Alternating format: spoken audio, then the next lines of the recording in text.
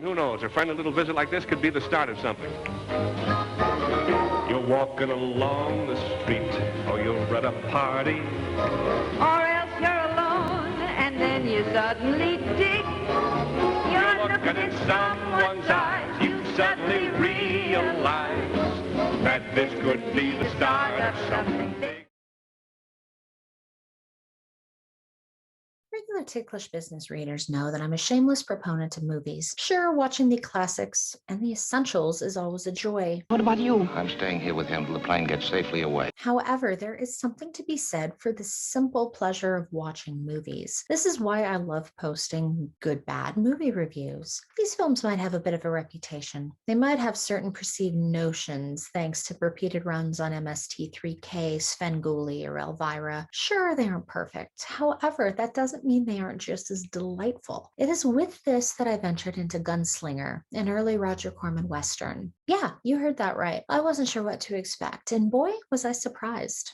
Gunslinger follows a woman, Beverly Garland, who becomes the marshal of a small, wild western town after the previous lawman, her husband, the adorable William Shallert, is killed. However, a local saloon keeper, Allison Hayes, has something to say about that. Will the hired gunslinger, played by John Ireland, who she brings into town, cause trouble for Marshal Rosehood? Roger Corman directs the western from a script by Charles B. Griffith and Mark Hanna. I ventured in to watch this movie for my love of all things William Shallert. Now, it's not a spoiler to say he dies in the first scene. We've all been there in that frustration, haven't we? So much. Flames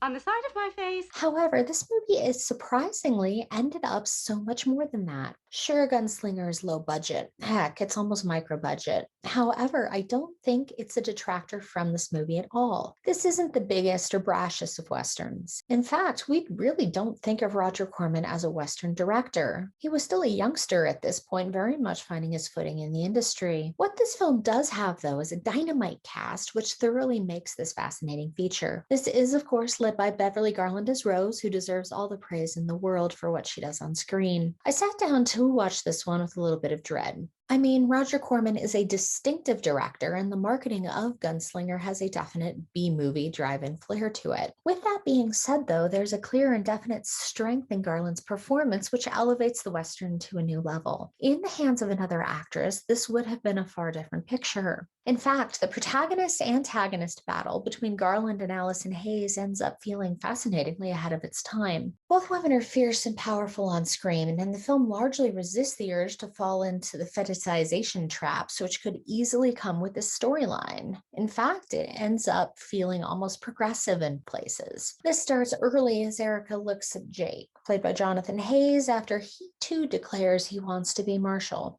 Is there a man here who thinks he can handle the job?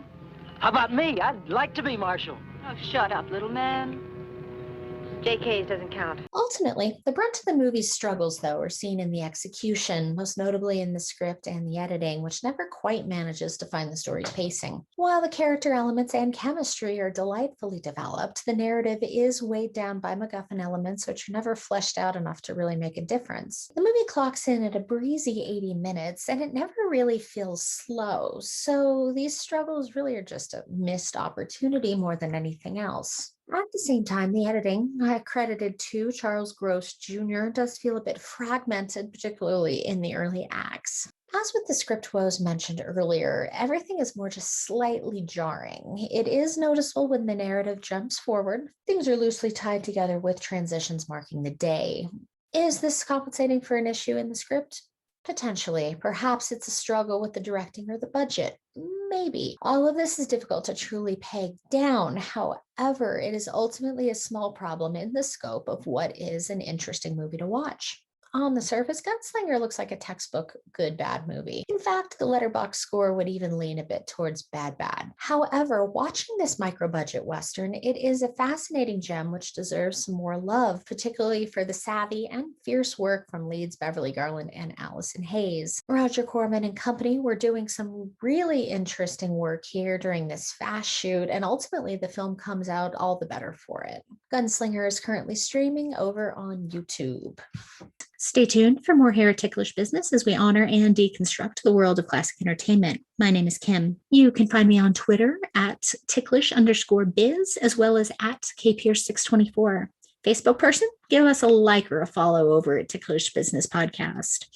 We have lots of classic entertainment content posting at journeysinclassicfilm.com. As always, if you like what you're seeing, please like and subscribe. Thanks, guys.